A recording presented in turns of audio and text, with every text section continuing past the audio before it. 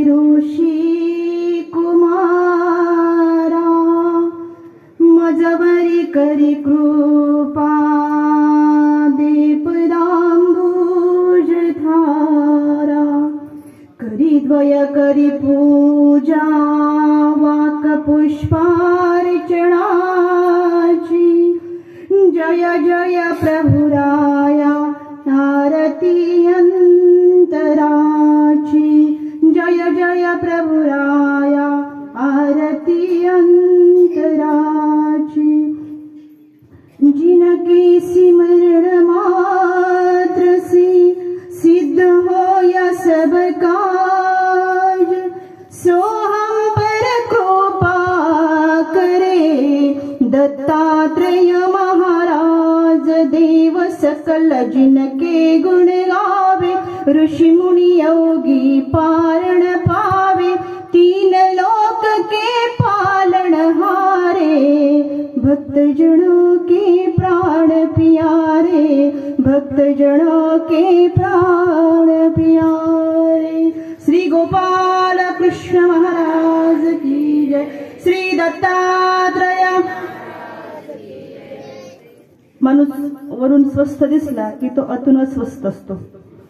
तुम्ही वरून स्वस्थ दिसतात पण आतली अस्वस्थता जर घालवायची असेल तर निश्चितच आपल्याला अंतःकरणातून त्या परब्रह्म परमेश्वर निश्चितच आपली अस्वस्थता घालवण्यासाठी आणि आपला आवाज या संपूर्ण देवगडी परिसरामध्ये पोहोचला पाहिजे म्हणून इथं अंतःकरणातून त्या परब्रह्म परमेश्वराला आवाज द्यायचा आहे। श्री चक्रपाणी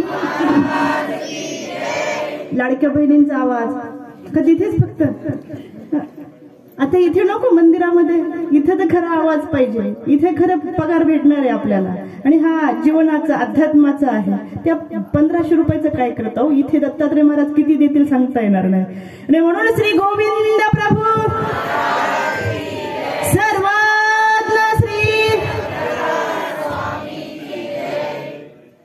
अनंत ब्रह्मांड नायक शतकानुशतके शतके या मार्गाची स्थापना करणारे चतुर्योगी श्री दत्तात्रेय महाराज आपणा सर्वांचं श्रद्धास्थान आपली श्रद्धा जिथे नतमस्तक होते आणि आपण भावविभोर होऊन जातो असं एकमेव आपलं संकट झेलण्याचं ठिकाण जर कोणतं असेल तर ते दत्तात्रेय महाराज आहे आणि म्हणून श्री दत्तात्रेय महाराजांच्या अधिष्ठानाला अभिवादन करते आणि माझे उद्धारक साधनदाता सर्वज्ञ चक्रधर महाराजांच्या चरणी आणि पंचावताराच्या चरणी कोटी कोटी दंडवत प्रणाम। श्री नागदेव आचरणापासून आकाशाला गवसणी घालणारे परसराम व्यास आणि आजता गायत चालत आलेल्या सर्व आचार्य परंपरेला सादर सविनय दंडवत प्रणाम। ज्यांच्यामुळे या जीवनाला आकार आला असे मम गुरुवर्य परमपूजनीय परमादरणीय परमश्रद्धेय आचार्य प्रवर गुरुवर्य मोठे मामाजी वांबोरी सादर सविनय दंडवत प्रणाम करून ज्यांनी माझं धर्म संवर्धन धर्म संगोपन केलं त्या माझ्या गुरुमाऊली आदरणीय पूजनीय तपस्विनी कस्तुरा अक्का माणेकर आणि परमपूजनीय आदरणीय श्रद्धेय महंत श्री माल्यराज बाबा माणेकर या त्रय गुरुवर्यांना शतशः दंडवत प्रणाम करते। आणि आज माझ्यासारख्या एका अज्ञानाला तुम्हाला सर्वांना धर्म निरूपण करण्याची ज्यांनी नियुक्ती केलेली आहे खरं तर ज्ञानेश्वर माऊली एक ओवी म्हणतात ते म्हणतात की थोरपण परा सांडीजे विपत्ती अवघी विसरीजे जय जगा धाकुटे होईजे ते जवळी कमाशी। त्याहीपेक्षा पंडित विश्वनाथ व्यास बाळापूरकरांनी सांगितलं की मी भक्ती पाहत असताना एखाद्या ज्ञानियात एखाद्या भक्तामध्ये पाहत असताना मी काय पाहतो ते म्हणतात की माझा परमेश्वराला अनुसरलेला साधक कसा आहे आणि ते संपूर्ण गुण ज्यांच्यामध्ये मला दिसतात ते विश्वनाथ व्यास बाळापूरकरांच्या ओवीतून मी आपल्यापुढे सांगते की जे ज्ञानासी मंडण योग्यासी पांगुरण वैराग्यासी भूषण श्री भक्ती हे।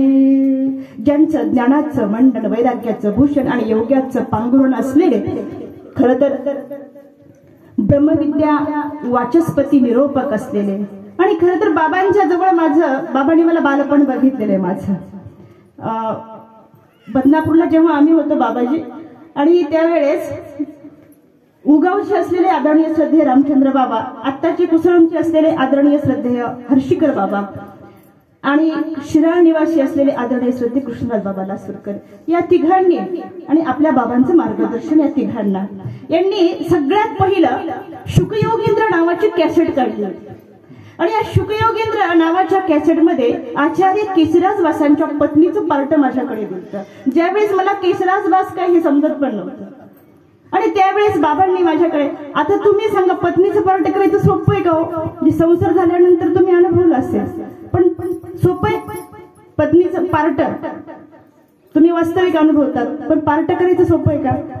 पिक्चर मध्ये पाहतो आपण 3 तासामध्ये पत्नी होऊन जाते, ती जन्माला येते, तिचं लग्न होतं, ती मरती पण लगेच 3 तासामध्ये पार्ट संपून जातं. पण ते पार्ट करायचं काही सोपं नाही हो. हसायचंय, रडायचंय, तिथं वेदना झाल्या पाहिजे, हे काही कळत नव्हतं. आणि माझं वय 5वीला, त्यावेळेस अतिशय प्रेमळ विनम्रता ज्यांच्याकडे आहे ते हे बाबाजी ह्या रामचंद्र बाबाकडे आले आणि म्हणे तुम्ही पुरीला किती त्रास देता रे, म्हणे किती तिला परत परत परत ते कॅसेट मधलं ते वाक्य सगळे माझ्या पाठ होऊन गेलते, पूर्ण आपला पाठ झालं ते नाटक त्यावेळेस. आणि आदरणीय श्रद्धेय बाबाजींनी मला बाजूला बोलवलं आणि सांगितलं, बाळा हे कसं करायचं आहे, असे विनम्रतेचं असलेलं प्रतीक आणि आम्हा सर्वांचं मार्गदर्शन, माझं श्रद्धास्थान ज्यांच्या मांडीवरती गेलं बालपण, असे परमपूजनीय आदरणीय श्रद्धेय या देवबर्डी या संस्थांचे असलेले परमपूजनीय आदरणीय श्रद्धेय मोठे बाबाजी, बाबांना दंडवत प्रणाम करते. आणि ज्यांची माझ्यावरती, मी लहान असताना परमार्गामध्ये दंडवत करण्याचा एक आम्हाला सगळ्यांना एक शिस्त होती त्यावेळेस.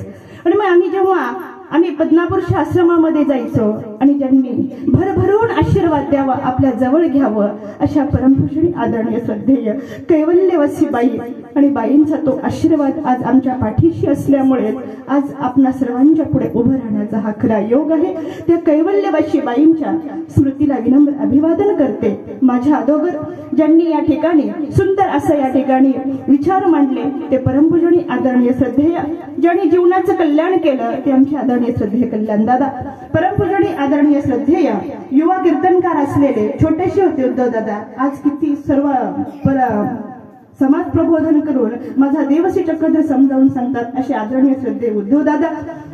आणि आपण सर्वांना अतिशय ब्रह्मविद्या ज्ञानाचं मर्म समजावून सांगणारे परमपूजनीय आदरणीय श्रद्धेय अजय दादा, आणि आपल्या सूत्रसंचलनातून हे सर्वांना सूत्रामध्ये बांधून ठेवणारे परमपूजनीय आदरणीय श्रद्धेय श्रेयस दादा, आणि आपल्या सर्वांचं स्वागत ज्यांच्या मी तर म्हणते त्या कवयित्री बहिणाबाईचा वारसा चालवतात की काय अशा आमच्या मधुताई असलेल्या मधुताई वाकेकर, आणि आपण सर्वजण भक्तीची, भावनेची, श्रद्धेची समर्पित शिदोरी आपल्या घरी घेऊन जाणारे सर्वच धर्मनिष्ठ महानुभावांचा मेळावा या ठिकाणी उपस्थित आहे. आणि मग आपल्या सर्वांना नामधारक वासनिकांना सादर दंडवत प्रणाम. आज या ठिकाणी श्री दत्तयात्रा महोत्सव संपन्न होत असताना माझ्याकडे बाबांनी जी सेवा दिलेली आहे, माझ्यासारख्या पामराने श्री दत्तात्रय महाराजांच्या विशेष लीलांचं वर्णन काय करावं, परंतु आपली वाणी पवित्र करावी आणि आपल्या कर्माचा नाश करावा हा अल्पशा प्रयत्न करते. श्री दत्तात्रय महाराजाकडे पाहत असताना, श्री दत्तात्रय प्रभू महाराजांचं चिंतन करत असताना, त्या चरित्राचं आवर्तन करत असताना, भारतीय संस्कृती ही अध्यात्मपरायण संस्कृती आहे. भोगापेक्षा नाही त्यागाला अधिक महत्व देणाऱ्या ज्ञानवंताची, आचारवंताची, विचारवंताची, त्रिदंडिकताची परंपरा लाभलेली आहे. आणि म्हणून आजच नाही तर एक दिवस सारंग पंडित स्वामींच्या दर्शनाला आले आणि सारंग पंडितांनी अतिशय सुंदर प्रश्न आमच्या देवाला विचारला. म्हणजे प्रभू, पूर्वीच्या काळामध्ये नाथ ऐकले, नाथीने नाही ऐकल्या. प्रभू, पूर्वी सिद्ध ऐकले, सिद्धीने नाही ऐकल्या. नाथ ऐकले, नाथीने नाही. सिद्ध ऐकले, सिद्धीने नाही. योगी ऐकले, योगिनी ऐकल्या नाही. आणि त्यावेळेस जणू सर्वज्ञ श्री चक्रधर स्वामी या प्रश्नाची वाट बघत होते. आणि स्वामी आमच्या म्हणतात, पांडे असं कसं म्हणतात तुम्ही? की पूर्वीच्या काळामध्ये स्त्रिया नव्हत्या, योगिनी नव्हत्या, सिद्धिनी नव्हत्या, साधकिणी नव्हत्या. हो होत्या, त्या सुद्धा होत्या. मग कोण होत्या? त्यावेळेस आमचे स्वामी श्री दत्तात्रय महाराजांच्या युगानुयुगी होऊन गेलेल्या एका स्त्रीचं नाव त्या ठिकाणी घेतात आणि सांगतात की पांडेया, गार्गी, मैत्री, मदळ, सांभाळता, दिलहुती या सर्व स्त्रिया पुराण प्रसिद्ध नाहीत, ब्रह्मविद्या नाहीत, आहेत त्या सुद्धा पुराण प्रसिद्ध असून ब्रह्मविद्या जाणकार असलेल्या आहेत. आणि लक्षात आलं की खरोखरच तू गार्गी, तू मैत्री झाली माय मराठीची, वत्सल माते वात्सल्याची प्रभा तू प्राची, खनखनले ते चुडे हाताची केली गे अर्चना, परमार्गीच्या वृद्धे तुझला शतकोटी वंदना. ही गार्गी, मैत्री, मदळ, सांभाळता जर आपल्याला कुठे दिसत असेल ती दत्तात्रय महाराजांच्या चरित्रामध्ये आपल्याला दिसते. आणि म्हणून श्री दत्तात्रय महाराजांच्या एका ठिकाणी ब्रह्मविद्या संशोधन संपादन समिती तरडगाव यांनी श्री दत्तात्रय प्रभू चरित्र ज्यावेळेस प्रकाशित केलं आणि त्यामध्ये आम्हा सर्वांपर्यंत एक नवीन पोहोचलं ते म्हणजे श्री दत्तात्रय महाराजांच्या 11 विशेषता आहेत. 11 विशेषता असून 11 वेश आहेत. हे दत्तात्रय महाराजांची दोन्ही विशेषता, हे दोन टोक आहेत. एकीकडे 11 विशेषता आहेत आणि एकीकडे 11 श्री दत्तात्रय महाराजांचे वेश आहेत. दोन्ही 11 आहेत आणि गुरु 24 निरूपण केलेले आहेत. किती वेगळीकता आहे दत्तात्रय महाराजांची, किती वेगळीकता आहे. आणि म्हणून एका कवीने सुंदर वर्णन केलं. ते म्हणतात श्री दत्तात्रयांचे अमोघ दर्शन, युगी अवतार सतत आटण. श्री दत्तात्रयांचे अमोघ दर्शन, युगी अवतार सतत आटण, कार्यसिद्धी एकविध भजन, नाना वेश धरी मार्गाधिकारण. श्री दत्तात्रय महाराजांचे नाना वेश धरी मार्गाधिकारण. पुढे ते सांगतात की शीघ्र वक्तशीरपणा जगदमान्यत्व, वक्तशीरपणा जगदमान्यत्व, अमृतवाणी ती शीघ्र चरितत्व. श्री दत्तात्रयांचे 11 विशेष, करीतसे जीवा विशेष दातृत्व. श्री दत्तात्रय महाराजांची विशेषता सांगताना सांगतात की काय विशेषता आहे? श्री दत्तात्रया प्रभूचे अमोघ दर्शन. आमच्या देवाने पण सांगितलं, चांगल्या भट्टांना आणि डकल्यांना सांगितलं. ते म्हणतात आम्ही दर्शनाला जातो. स्वामी म्हणतात ते दर्शन होणार नाही. का बरं? ते अमोघ दर्शन आहे.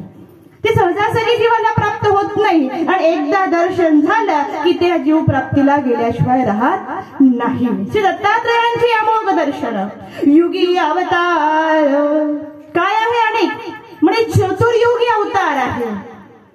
कृत, त्रेत, द्वापार आणि कलियुग या 4ही युगामध्ये दत्तात्रय महाराजांचा अवतार आहे. मात्र या बाबतीमध्ये आमच्या आचार्यांना संदेह आहे. ते म्हणतात की कृतम आगमम विपरीतम विकल्पम, कृतम आगमम विपरीतम विकल्पम, श्री दत्त जन्मम तदवासनिकम स्वरूपधयो प्राप्ती इति सप्त संदेह श्री नागदेवा. श्री दत्तात्रय महाराजांचा अवतार कोणत्या युगामध्ये झाला या बाबतीमध्ये आम्हाला संदेह आहे. परंतु स्वामी आमचे सांगतात तो चतुर्युगी अवतार आहे. म्हणून युगी अवतार आणि काय आहे? सतत आटण. आपल्या सगळ्याला माहिती आहे. माहिती आहे का आपल्याला? कुठे स्नान आहे? बोला.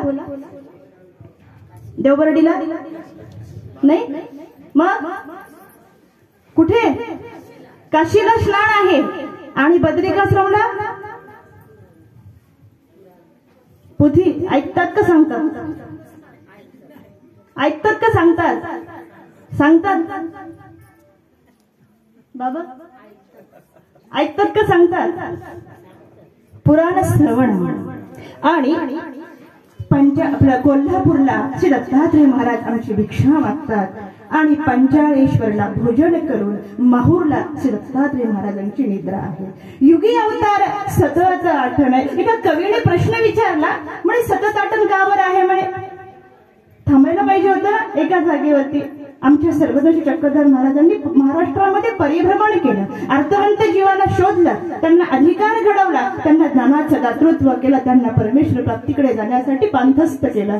परंतु श्री दत्तात्रय महाराजांचं आजही तसंच आहे. म्हणजे कोरोना आला त्यावेळेस, कोरोना आल्यास बंद असेल ना, आपण सगळे बंदिस्त होतो का नाही? मग दत्तात्रय महाराजांचं बंद असेल का? नाही. ते म्हणजे सतत आठवण. आणि म्हणून एका कवीने त्याच्यावर सुंदर वर्णन केलं. ते म्हणतात, का बरं अवताराचं अटन करण्याच्या पाठीमागचं कारण काय आहे?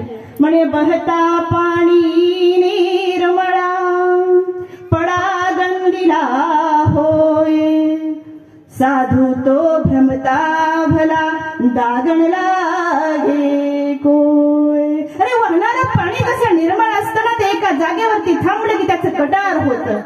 ते कटारात झालंच नाही पाहिजे. म्हणून साधू तो भ्रमता भला. साधू कधी असतो? तो भ्रमता भला. तो थांबला की दाग लागल्याशिवाय राहत नाही. म्हणून आमच्या देवाने आम्हाला आठवण सांगितलेलं आहे. आणि याचा आदर्श जीवनामध्ये आपल्या सर्वांना घालून दिला न सांगता तो योगी अवतार सतत आठवण. सतत आठवण आमच्या दत्तात्रय महाराजांचं आहे. आणि काय आहे? कार्यसिद्धी. मला विशेषतः वाटते श्री दत्तात्रय महाराजांना बघा ना, घरामध्ये मोठं संकट आलं की आपण काय करतो बरं? कुठे विडा ठेवतो? देवबर्डीला येतो की नाही? येतो ना. आणि काय करतो? आपला विडा पटकन दत्तात्रय महाराजांना समर्पित करतो. का बरं? आपल्याला इतकं विश्वास आहे आपल्याला, आपण ठरवून टाकलेलं आहे की दत्तात्रय महाराजांना विडा व्हायला की कार्य होतं की नाही पूर्ण. आजपर्यंत असं घडलंच नाही की दत्तात्रय महाराजांना विडा ठेवला आणि तो पूर्णत्वास गेलाच नाही. असं घडलंय का कधी? नाही. कार्यसिद्धी. इथे विडा ठेवल्यानंतर कुठलंही कार्य असू द्या, ते कार्य सिद्धी गेल्याशिवाय राहत नाही. म्हणून मी विचार करते कधी कधी की छोटं काम आलं ना घरामध्ये, तसं छोट्या छोट्या गोष्टी असतात. आणि छोट्या गोष्टी आल्या की आपल्याला कोणाची आठवण येते? म्हणजे घरातले काही हरू दे आपलं, आपण अगं आई ते कुठे ठेवलं का माझं? मग आईने आणून द्यायचं. डोकं दुखायला लागलं ना आपलं, आई माझं डोकं दुखतंय, मग तिने बाम लावून द्यायची, सुंड उघडून द्यायची. छोट्या छोट्या गोष्टी जीवनामध्ये संकट रूपाने प्राप्त होतात तेव्हा आपल्याला आई आठवते की नाही? पण रस्त्याने चालत असताना भरधाव आपण रस्त्याने चालतो, इकडून तिने रस्ता क्रॉस करायचा आहे, तेवढ्यामध्ये ट्रक येतो, आईसर येतं मोठं, आणि पटकन आपण उच्चारतो त्या ठिकाणी आपल्या मुखातून निघून जात, बापरे. कोणाला आठवलं तुम्ही आता? कोणाची आठवण आली? आता आई नाही म्हटले तुम्ही, आता कोणाला आवाज दिला? बापाला आवाज दिला. म्हणजे मोठं संकट आल्यानंतर बापाला आवाज देतो आपण, आणि छोट्या छोट्या संकटामध्ये आपण आईची आठवण करतो. आणि मग चक्रधर स्वामी आपली सर्वांची आई आहे, दत्तात्रय महाराज आपल्या सगळ्या जगांचे बाप आहेत. म्हणून कार्यसिद्धी जाते त्या ठिकाणी. म्हणून कार्यसिद्धी आहे. कार्यसिद्धी एकविध भजन. एकविध भजन म्हणजे आमच्या देवाने सांगितलं, श्री कृष्ण महाराज आणि आम्ही, आमच्या दोन्ही अवताराच्या ठिकाणी या सर्व समाजाची, या सर्व जगाची प्रतीती जर पाहण्याची असेल, श्रद्धा जर असेल, तर बदल आहे. 3 प्रकारची लोक असतात: अनुकूल, प्रतिकूल आणि उदास. तुम्हाला यातला कोणता आवडतो बरं? आपल्या सगळ्यांना कोणता आवडतो? उदास नाही? मित्र विचार करते, आमचे देव चेहरा शोधतात की नाही? सकाळी सकाळी पहाटे जेव्हा प्रभू आमचं चिंतन करतात तेव्हा देव आमचे चेहरा शोधतात. आणि मग त्याच्यामधले अनुकूल चेहरे, प्रतिकूल चेहरे, उदास चेहरे.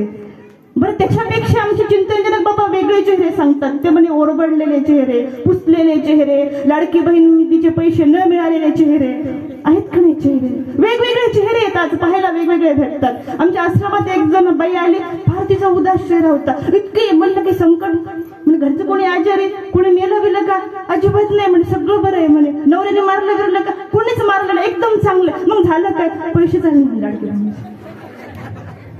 छोट्या छोट्या गोष्टीवरती आपला चेहरा उदास होतो की नाही? श्री दत्तात्रय महाराजांवरती या सर्व जगातल्या माणसाची एकविध प्रतीती आहे. म्हणून सर्व समाजामध्ये आपण जेव्हा पाहतो, पंच अवतारामध्ये आपल्या दत्तात्रय महाराजांना ओळखताना जगद्गुरु म्हटलेलं आहे. श्री दत्तात्रय जगद्गुरु म्हटलेलं आहे. कृष्ण भगवंत आणि दत्तात्रय महाराज पंच असताना जगद्गुरु बोलल्या गेलं, जगद्गुरु म्हटल्या गेलेलं आहे. आमच्या स्वामींचा उद्धार करते आहेत आमचे स्वामी, पण दत्तात्रय महाराज मात्र जगद्गुरु आहेत. आणि म्हणून एकविध प्रतीती म्हणजे आमच्या दत्तात्रय महाराजांविषयी प्रतिकूल लोक नाहीत आणि उदासही नाहीत. एकमेव प्रतीती आहे या सर्व समाजाची, या सर्व जगाची, या सर्व विश्वाची. आणि म्हणून तुम्ही आम्ही दत्तात्रय महाराज अवतार दिन संपन्न करतो का? नाही हो, हे संपूर्ण विश्व दत्तात्रय प्रभूचा अवतार दिन संपन्न करतं. का बरं? एकविध प्रतीती आहे म्हणून कार्य सिद्धी एकविध भजन नाना वेश धरी. काय केलेलं आहे म्हणजे सप्तवेश, आणि आता सांगतात की 11 वेश आहेत. म्हणजे त्यापैकी पूर्व जी काही आमच्या पोथ्या आहेत यामध्ये सप्तवेश बोलल्या गेलेले होते, पण आता नव्याने संशोधन करण्यात आल्यानंतर 3 वेश नवीन झाले. त्यामध्ये कुष्टी वेश, त्यामध्ये गोंधळीयाचा वेश आणि त्यामध्ये फकीर वेश. म्हणजे जी नागराज व्यास कपाटनाची भेट दिली फकीर वेशामध्ये, तो फकीर वेश. यापैकी ब्राह्मण वेश आहे, अवधूत वेश आहे, व्याघ्र वेश आहे, दिगंबर वेश आहे, संन्यास वेश आहे, पारधी वेश आहे, मातंग वेश आहे, ऋषी वेश आहे, बालक वेश आहे. या सर्व 11 वेशाने नटलेला नटधारी असलेले आमचे दत्तात्रय महाराजांची नाना वेशधरी मार्गाधिकारण. आणि काय आहे म्हणे बघा ना, मला अभिमान वाटतो की आपल्या सर्व या समाजामध्ये अनेक धर्म आहेत, अनेक धर्म आहेत, अनेक धर्म ग्रंथही आहेत की नाही? धर्म आहेत, जातीपातीमध्ये वाटलेले आहेत. 18 पगड जातीमध्ये धर्माची विभागणी झाली, धर्मग्रंथाची विभागणी झाली. परंतु या सर्व धर्मग्रंथामध्ये आम्हा महानुभावांचा एकच ग्रंथ असा आहे.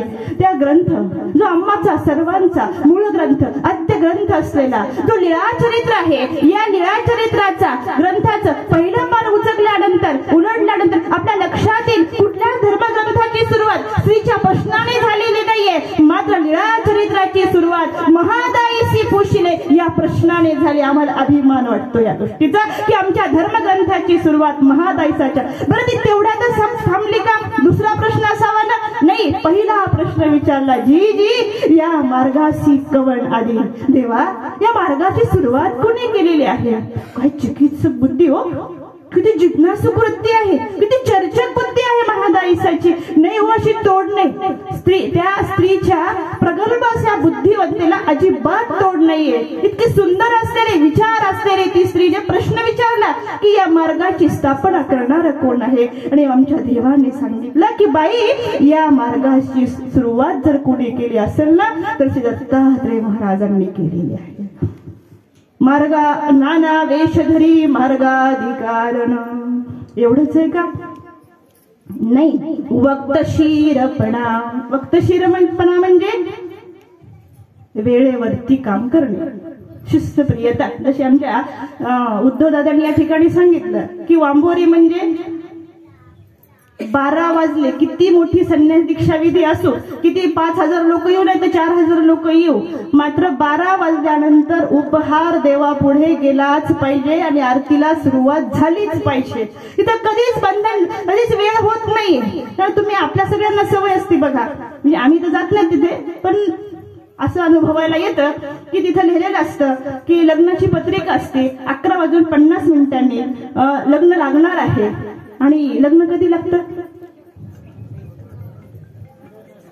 हो बोला ना, आपलं लग्न झालं का नाही? कधी लागतं? म्हणजे 11:50 लग्न कधी लागू शकतं? 2 वाजता. आणि वेळेवर लग्न नाही लागलं ना, तुम्हाला माहिती पुढे काय होतं ते. पुढचं सगळं वेळेवर होत नाही बरं का. पुढचं सगळं वेळेवर झालं पाहिजे. दत्तात्रय महाराजांची शिकवण आहे आम्हाला सगळ्यांना की सगळं वेळेवर झालं पाहिजे. वक्तशीरपणा, सगळं काय वेळेवर. काशीला स्नानाची टाइम ठरलेला आहे, बद्रिकाश्रमाच्या पुराण टाइम ठरलेला आहे, कोल्हापूरच्या दीक्षेचा टाइम ठरलेला आहे. तुम्ही म्हणसाल ते दत्तात्रय महाराज आहेत, पण आम्हीही करू शकतो. का बरं करू शकतो? आमच्या श्री गुरुवर्य मामाजींनी आम्हाला हा वक्तशीरपणा शिकवलेला आहे, आमच्या जीवनामध्ये तो उतरवलेला आहे की भल्या माणसा, तुझ्या जीवनामध्ये जर वेळेचं नियोजन नसेल ना तर जीवनाची वेळ कधीच निघून जाईल. महत्वाचं आहे, वेळ अत्यंत महत्वाची आहे.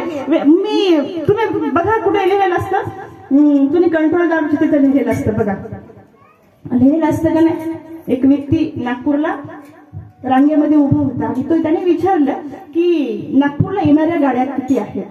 मग त्यांनी सांगितलं दुरंत येणार, गीतांजली येणार, सेवाग्राम येणार, सगळ्या गाड्यांची नावं सांगितली, जम्मूतवी येणार वगैरे. म्हणजे जाणाऱ्या गाड्या किती आहेत. मग हावडा वगैरे, Nagpur Pune express, fast express, अनेक गाड्यांची नावं सांगितली. 10 मिनिटं गेले. येणाऱ्या गाड्या, जाणाऱ्या गाड्या, थांबणाऱ्या गाड्या, न थांबणाऱ्या गाड्या सगळं विचारून घेतलं. पाठीमागं गर्दी जमली. लोक म्हणले काय विचारतोय, किती वेळ झालं, त्याला काही भानगीर आहे का नाही वेळेचं, पाठीमागच्या लोकांना उशीर होतोय. कंट्रोलरने विचारलं, भल्या माणसं तुला जायचंय कुठं, पण हे तर सांग, तू एवढ्या गाड्याचं नियोजन विचारतो. कोणी काहीच नाही, मला फक्त रेल्वे पटरी पार करायची.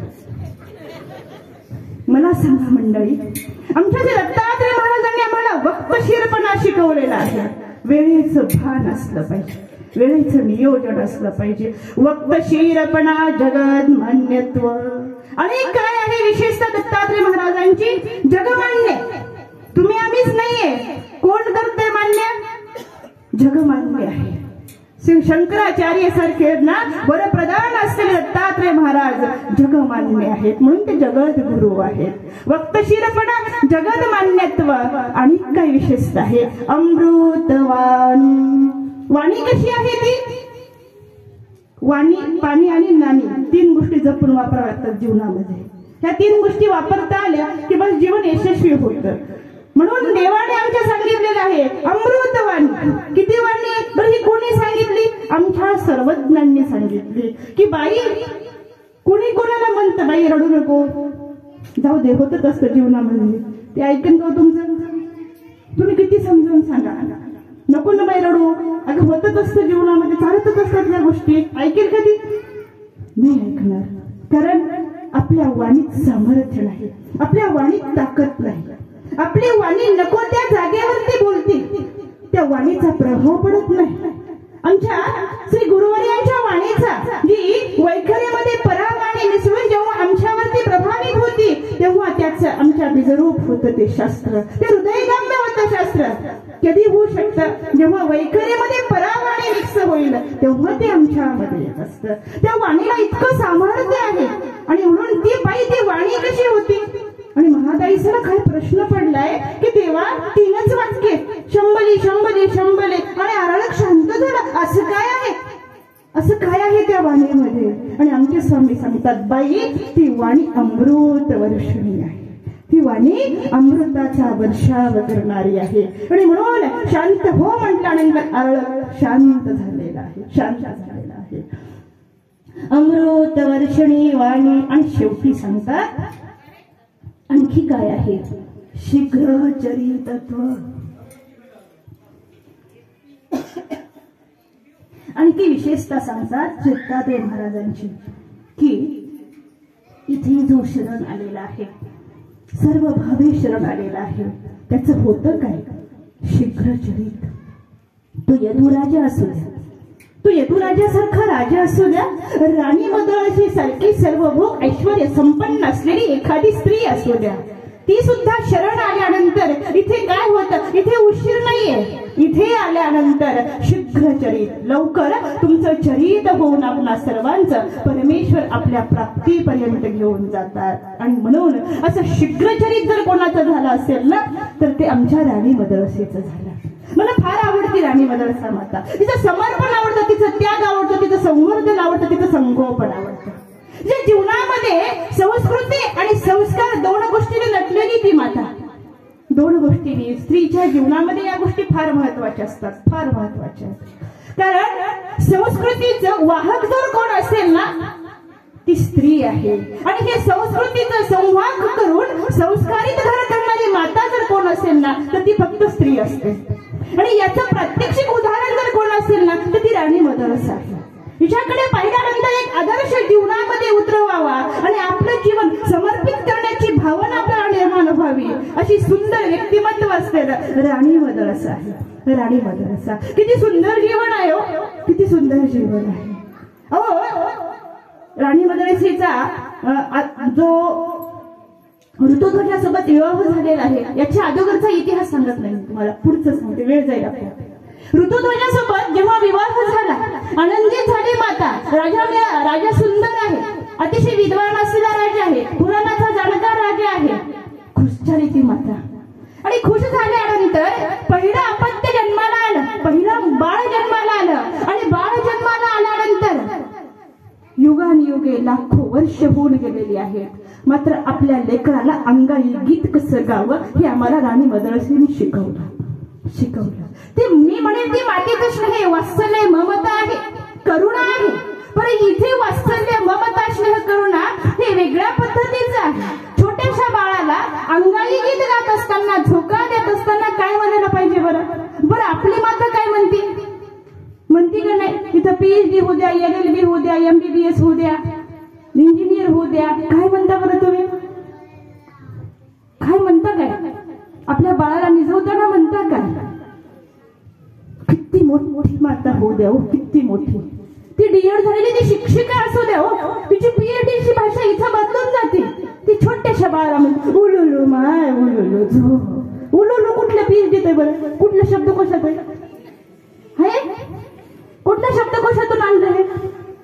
झोपा आला तुला, झोप माय झोपा आला. कुठंच सापडणार तुम्हाला हे? कुठंच नाही सापडणार. बरं आता पिढी बदलत गेली. आतापर्यंतची माता उलुलू म्हणत होती, माय म्हणत होती, छोटू म्हणत होती, शुनूल्या म्हणत होती, छकुल्या म्हणत होती. तिची भाषा बरी वाटत होती. आताची माता उलुलू म्हणत नाही, झोपा आला म्हणत नाही, अंगाई गीत तिला येतच नाही. मग ती करते काय? ती आपल्या बाळासाठी करते काय? आणि मस्त ती माता बाळाला झोप आली की आपला मोबाईल काढते, अंगाई गीत लावते आणि बाळाला म्हणते झोप. आताची माता बदलून गेली आमची माता. म्हणजे आईच्या अंगाई गीताच्या स्पर्शाची जागा, आईच्या स्पर्शाची जागा मोबाईलने घेतलेली आहे. आणि म्हणून बाळ जेव्हा मोठं होत जातं ना, तेव्हा त्याला फक्त मोबाईलचा स्पर्श माहित असतो, मातेचा स्पर्श माहित नसतो. माहित नाही त्याला, मातेचा स्पर्शच माहित नाही. बरं इथपर्यंत ठीक आहे हो. आता प्रवास करताना आमच्या दादांनी सांगितलं की प्रवास आपण ऐकला आतापर्यंतचा प्रवास. बरं प्रवास करत असताना बाळ रडतं म्हणून बाळाला मोबाईल देणारी माता ठीक आहे, इथपर्यंत ठीक झालं. पण एका ठिकाणी बाळ रडत होतं आणि माझ्यातला आक्रोश करत होतं, अगं आई मला भूक लागलेली आहे. जिथे आमच्या सर्वज्ञांनी सांगितलं दृष्टांतामध्ये की 4 दृष्टांतात सांगितलं, तो कोंबडीचा असू द्या, तो कुकडीचा असू द्या, तो कासवीचा असू द्या, ती जीवनकळा संचरल्या जात होती आणि ती अमृत संजीवनी बाळाला मिळत होती. आणि बाळ पोषण होत होतं, वाढल्या जात होतं, स्पर्शाने बाळ वाढल्या जात होतं, अंतःकरणाने चिंतन केल्याने बाळ वाढल्या जात होतं. मासळीच्या दृष्टांतामध्ये सुद्धा दृष्टीने बघितलं, बाळ वाढत होतं, इथपर्यंत ठीक होतं. आमच्या सर्वज्ञान अमृत कळा जर संचरत नसेल मातेला तर ती माता नाहीये, ती माता नाहीये. तिला कळतं माझ्या बाळाला भूक लागलेली आहे, पटकन पान्हा तिचा येतो, ती पटकन जाते आपल्या बाळाला प्राशन करते, स्तनपान करते, जिला अमृत कळा संचरतात. बाळ रडत होतं, हमरडत होतं, आईला आक्रोश येत होतं, आई भूक लागली ग मला, भूक लागली. मात्र बाळाला मोबाईल देऊन शांत करणारी आई बघितली होती, पण बाळ रडत असताना सुद्धा मोबाईल मध्ये व्यस्त असणारी माता होती. जिला अमृत कळाचा संचार होत नव्हता, इथपर्यंत माता पोहोचली आमची.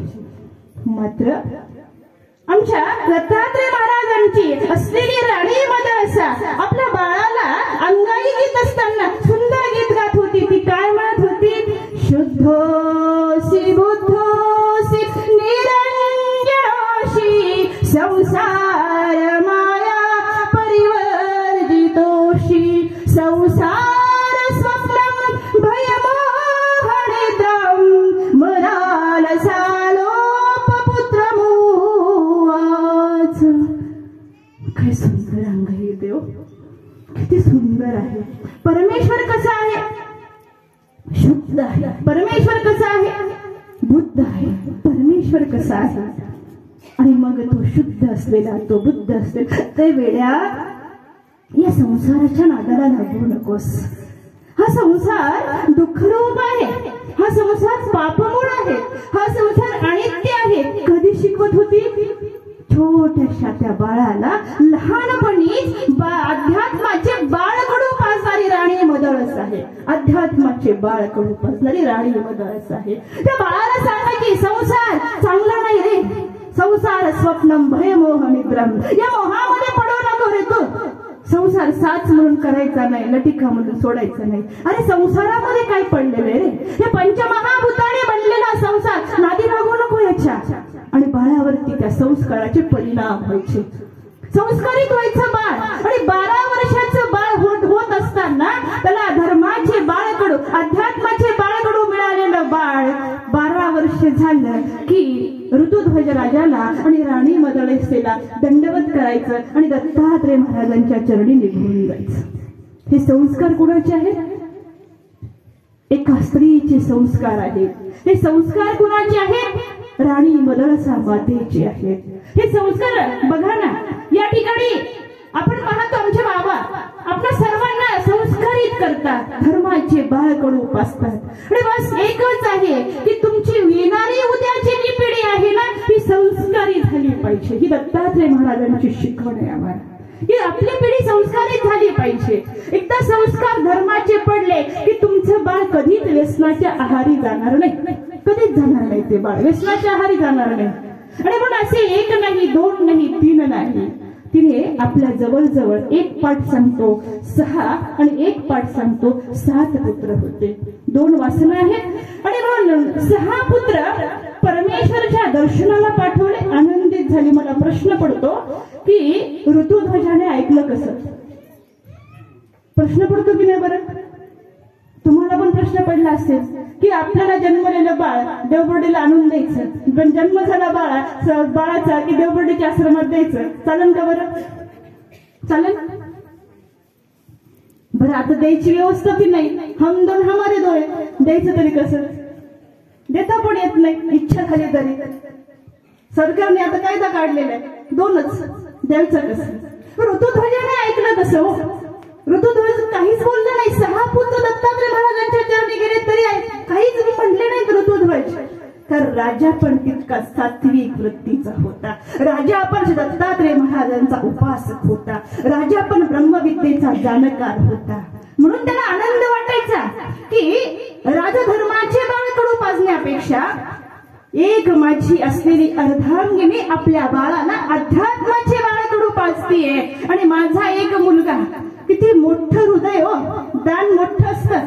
जेव्हा आपण आपल्या उदरातून जन्मलेलं बाळ जेव्हा परमार्गामध्ये देतो आणि मोक्ष प्राप्तीला आपण अर्पण करतो ना, असे आई बाप, असे माता पिता लाखात एक असतात, लाखात एक असतात. इथे बघा आज ही सगळे दिसणारे आहेत ना, की आम्हाला आमच्या आई वडिलांनी आम्हाला परमार्गामध्ये दिलं. आनंदित झालो आम्ही, आनंदित झालो. त्यांनी आमच्या जीवनाचं सार्थक केलेलं आहे. ही लाखात एक आहे. संसाराच्या गळ्यामध्ये पाडून नरकाच्या मृत्यूकडे ढकलणारी आईबाप असतील, अनेक असतील. मात्र संसाराच्या गळ्यातून वाचवून भक्ताचा आणि भावनेचा मळा फुलवणारे आईबाप राणी मदळसे सारखे लाखात एक आहे, लाखात एक आहे. आणि आनंदित झालं. ऋतुध्वज मी म्हणलं ऐकलं कसं असं ना? ऐकलं कसं असं? आत्ताची स्त्रिया ऐकतात का? आत्ताची माता ऐकेल का बरं? नाही ऐकणार. एका गावात आम्ही गेलो. बरं, घरामध्ये वेगवेगळे संस्कार असतात प्रत्येक घरातले. डॉक्टरची पत्नी डॉक्टरला काय म्हणत असेल बरं? काय म्हणत असेल? डॉक्टरची पत्नी डॉक्टरला काय म्हणत असेल? जास्त टोचायचं नाही तिकडं दवाखान्यात, जास्त टोचायचं नाही. बरं, ज्याचा पत्नी रंगकाम करत असेल, तिचा नवरा, ती काय म्हणत असेल? थोपाटच रंगवीन, तिकडं रंगवायचं बाकीचं म्हणत असेल का नाही? म्हणजे घरामध्ये असलेलं वर्चस्व स्त्रियांचं. बरं, एखादी सुताराची आहे, ती काय म्हणत असेल बरं? इकडं तासायचं नाही जास्त. कुठे कुठे तासायचं? तिकडे. बरं, शिक्षकाची पत्नी काय म्हणत असेल? मला शिकवायचं नाही. बरं, एवढ्यापर्यंत ठीक आहे. एखादी कटिंग करणाराची, सलून करणाराची स्त्री काय म्हणत असेल? केसाने गळा कापायचं नाही म्हणत असेल का नाही बरं? प्रत्येक घरामध्ये असलेलं आज स्त्रीचं वातावरण आहे. आणि स्त्री प्रत्येक पुरुषाला ज्या पद्धतीने तिला ज्या क्षेत्रामध्ये ती असेल त्या क्षेत्राने आपल्या पतिराजाला काबिल करीत असते, काबिल करीत. स्त्री पोहोचते नाही हो कुठे. आज आपण पाहतो सर्व क्षेत्रामध्ये पाहतो आपण. सामाजिक क्षेत्र असू द्या, राजकीय क्षेत्र असू द्या, पोलीस क्षेत्र असू द्या, क्रीडा क्षेत्र असू द्या, अंतराळ क्षेत्र असू द्या, शैक्षणिक क्षेत्र असू द्या, संत साहित्य क्षेत्र असू द्या, द्या, याही पेक्षा राजकीय क्षेत्र असू द्या, सर्व क्षेत्रामध्ये स्त्री अग्रेसर झाली. सगळ्या क्षेत्रामध्ये, राजकीय क्षेत्रामध्ये प्रतिभाताई पाटलासारखी स्त्री मात्र संस्कृती विसरली नाही, संस्कार विसरले नाही. राष्ट्रपती पदावर सन्मानित असणाऱ्या आमच्या प्रतिभाताई पाटील, मला स्वाभिमान वाटतो त्यांचा की अंगावर कपडे घालून डोक्यावरती पदर घेतलेली स्त्री आहे. डोक्यावरती पदर आहे आणि ज्या स्त्रीच्या डोक्यावरती पदर आहे ना, तिला त्या समाजाची कदर आहे, बाकी नाही. तिला समाजाची कदर आहे. अशी सुसंस्कृत असलेल्या प्रतिभाताई पाटलांना जेव्हा आमचे संत भेटायला गेले, राष्ट्रपती पदाचा प्रोटोकॉल असा असतो की त्या पदावरून उठायचं नसतं. किती मोठा येऊ द्या, किती विद्वान असू द्या, किती कोणी संत साधक असू द्या. आणि त्यांच्या पीएनी त्यांना सांगितलं, संत समोर दिसतायत, भेटायला आलेले आहेत. राष्ट्रपती पदा त्या सन्मानित असलेल्या त्या सिंहासनावरती बसलेल्या प्रतिभाताई उठायला लागल्या आणि पीए सांगतात, उठायचं नाही, आपण उठू शकत नाहीये. राष्ट्रपतींनी कधीच उठायचं नसतं. त्यावेळेस सुसंस्कारित आणि संस्कृतीचा वारसा जपणारे आणि समाजाचं संवर्धन करणाऱ्या राष्ट्रपती प्रतिभाताई म्हणतात, नाही, इथे येणाऱ्या संत तो कोणाचा आहे, तो येणारे जे संत आहेत, येणारे जे साधक आहेत ना, खरी तर उंची त्यांची मोठी असते ना, जे भगवंताला शरण गेलेले असतात ना, त्यांची उंची मोठी आहे. राष्ट्रपती पदापेक्षा सुद्धा उंची जास्त मोठी संतांची आहे, कारण ते भगवंताचे प्रिय आहेत. आणि म्हणून माझ्या आई वडिलांनी जे मला संस्कार दिलेत, बस त्या संस्काराचं मला जतन करायचं आहे. पटकन आपल्या सिंहासनावर उठल्या आणि येणारे आमच्या महानुभावांना दंडवत करून नतमस्तक झालेले आहेत. हा संस्काराचा वारसा आहे, हा संस्काराचा वारसा आहे. मग सामाजिक क्षेत्रामध्ये स्त्री अग्रेसर झाली, राजकीय क्षेत्रात अग्रेसर झाली, प्रत्येक ठिकाणी अग्रेसर झालेली. एवढंच नाही तर समाजाची व्यवस्था जपत असताना सिंधुताई सपकाळसारखी स्त्री अनाथाची माई होऊ शकते. त्या राष्ट्रमाता राजमाता जिजाऊ राष्ट्राचं स्थापन करू शकतात. सगळ्या ठिकाणी पोहोचलेली स्त्री मात्र या सर्वांच्या पाठीमागे आपणा सर्वांना एक आदर्श माता असलेली, एक आपणा सर्वांचं संस्कृती